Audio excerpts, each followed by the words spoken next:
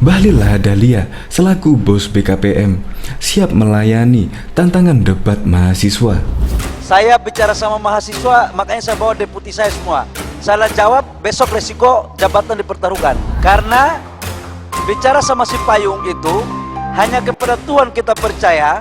Manusia butuh data, karena Cipayung ini jago ngarang semua juga. Ini nggak ada teorinya di buku pun dibuat teori sendiri soalnya. Jadi kita paham betul. Jadi jangan sampai kalian salah-salah tulis ya.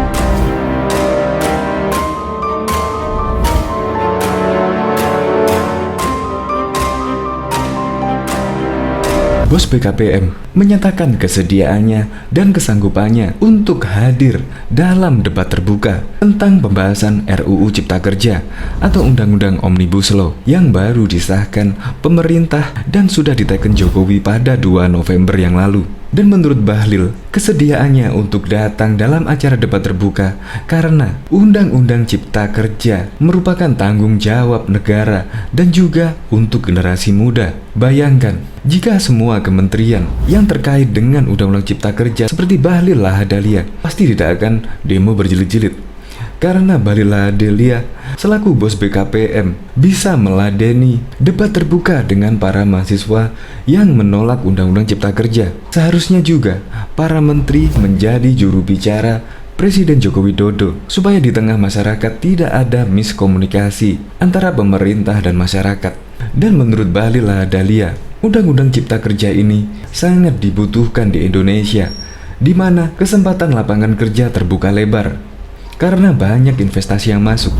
Investasi bukan hanya dari asing saja, tetapi juga investasi dalam negeri, seperti perizinan untuk UMKM dipermudah dan juga mendirikan PT CV dipermudah. Dan juga Bahlil Lahadalia menyebutkan jika pelaku UMKM di Indonesia lebih dari 2 juta.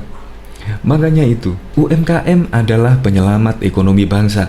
Makanya Undang-Undang Cipta Kerja diperlukan di Indonesia sehingga UMKM bisa menjadi pondasi ekonomi di Indonesia. Dan Bahlil Lahadalia pernah bercerita ketika menjadi juru bicara seminar pada waktu di SMK. Dia menanyakan kepada siswa tersebut, "Anda pengen kaya?" Dan 97% semua pengen kaya. Bahlil balik bertanya, "Ketika Anda lulus sekolah, kepengen menjadi apa?" 90% pengen menjadi karyawan dan PNS. Dan yang menjawab menjadi entrepreneur ada 3%. Kalau kepingin kaya menjadi karyawan, berarti bisa jadi dia korupsi. Kalau kepingin kaya menjadi PNS, bisa jadi dia akan korupsi untuk menjadi kaya. Itu yang lucu menurut Bahlil. Untuk lebih lengkapnya simak berita berikut ini. Good News Indonesia. Belum menyaksikan video ini, pastikan bosku jangan lupa subscribe. Karena subscribe itu gratis plus bonus tonton video terbaru setiap harinya. Jangan lupa ya. Biar kapok, bos BKPM siap ladeni semua mahasiswa debat. Kepala BKPM Bahlil Lahadalia menyatakan kesediaannya dan menyanggupi untuk hadir dalam debat terbuka tentang Undang-Undang Cipta Kerja oleh aktivis mahasiswa Cipayung Plus. Menurut Bahlil, kesediaannya karena Undang-Undang Cipta Kerja merupakan tanggung jawab negara kepada generasi muda. Saya siap menerima tantangan debat terbuka. Ini penting karena saya juga adalah bagian dari keluarga besar Cipayung. Jadi, saya akan datang menemui adik-adik saya, para aktivis mahasiswa yang tergabung dalam Cipayung Plus. Jelas Bahlil Lahadalia dalam keterangan resminya Rabu 4 November 2020. Undang-Undang Cipta Kerja terdiri 186 pasal telah disahkan dan ditandatangani oleh Presiden Joko Widodo pada hari Senin 2 November 2020. Bahlil meyakini diskusi secara intelektual justru harus terus dilakukan.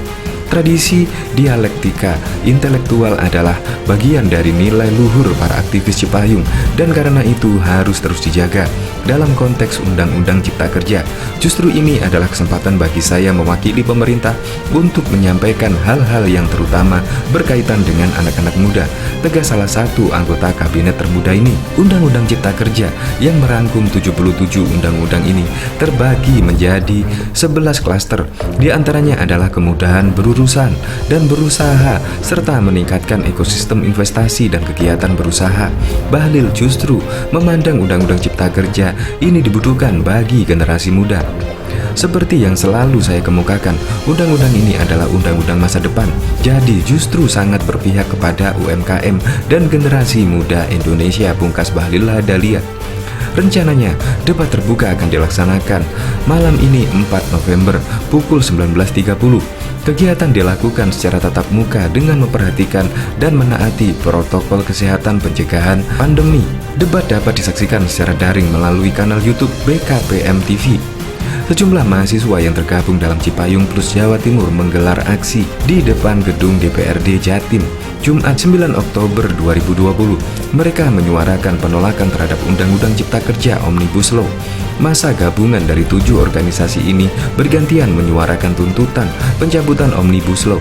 Di antara 3 tuntutan yang disampaikan adalah menolak keras Undang-Undang Cipta Kerja, meminta DPR RI melakukan legislative review, serta mengajak elemen lainnya menolak undang-undang tersebut. Kami meminta DPRD Jatim bisa menyuarakan aspirasi kami kepada DPR RI serta Presiden bahwa kita bersama-sama menolak, kata Ketua Badan Koordinasi Himpunan Mahasiswa Islam HMI Jawa Timur Yogi Pratama.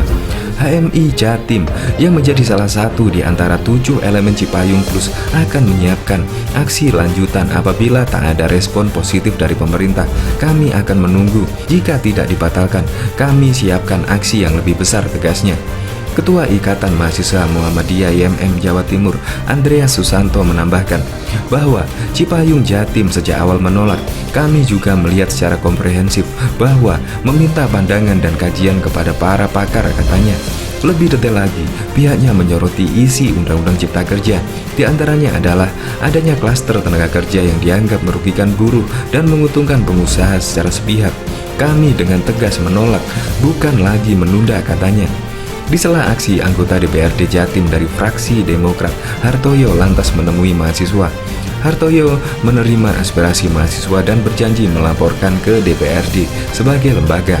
Kami akan melobi beberapa partai lain untuk sama-sama bersikap menolak Undang-Undang Cipta Kerja ini. Undang-Undang Cipta Kerja ini tak memiliki urgensi untuk dibahas, apalagi dalam kondisi pandemi ini. Seperti sekarang ini, kata Hartoyo, tak berhenti di situ. Ia juga akan berkoordinasi dengan Gubernur Jatim Khofifah Indar Parawansa untuk bersama bersurat ke pusat. Kami rasa eksekutif juga memiliki komitmen bersama untuk mendukung buruh dan mahasiswa, kata Hartoyo yang juga mantan Ketua Komisi E DPRD Jatim ini. Menariknya, saat Hartoyo berorasi, para demonstran juga menaburkan bunga dan pekikan kalimat tahlil. Taburan bunga ini pun sempat mengenai Hartoyo, namun Hartoyo tetap melanjutkan orasinya sekaligus mendukung aksi mahasiswa. Para pendemo juga melakukan aksi teatrikal seperti melakukan tabur bunga di halaman di depan kantor DPRD Jatim. Para mahasiswa juga berdoa bersama, berharap agar pemerintah membatalkan Undang-Undang Omnibus Law tersebut. Kepala Badan Koordinasi Penanaman Modal BKPM, Bahlil Lahadalia, menyatakan akan memenuhi tantangan aktivis mahasiswa Cipayung Plus untuk berdebat mengenai Undang-Undang Cipta Kerja. Bahlil menyatakan kesediaannya karena ia menyadari ini semua merupakan bagian dari tanggung jawab agar dapat menjadi contoh baik bagi generasi muda. Saya siap menerima tantangan debat terbuka. Ini penting karena saya juga adalah bagian dari keluarga besar Cipayung. Nantinya pembahasan meliputi Undang-Undang Cipta Kerja yang terdiri dari 1186 pasal telah disahkan dan ditandangani oleh Presiden Joko Widodo pada hari Senin 2 November 2020 lalu. Bahlil meyakini diskusi secara intelektual akan berjalan sebagaimana mestinya. Tradisi dialektika intelektual adalah bagian dari nilai luhur para aktivis Cipayung, dan karena itu harus dijaga. Diketahui Undang-Undang Cipta Kerja yang merangkum 77 undang-undang ini terbagi menjadi 11 klaster, diantaranya adalah kemudahan berusaha dan meningkatkan ekosistem investasi dan kegiatan berusaha. Bahlil menekankan Undang-Undang Cipta Kerja ini justru sangat dibutuhkan bagi generasi muda.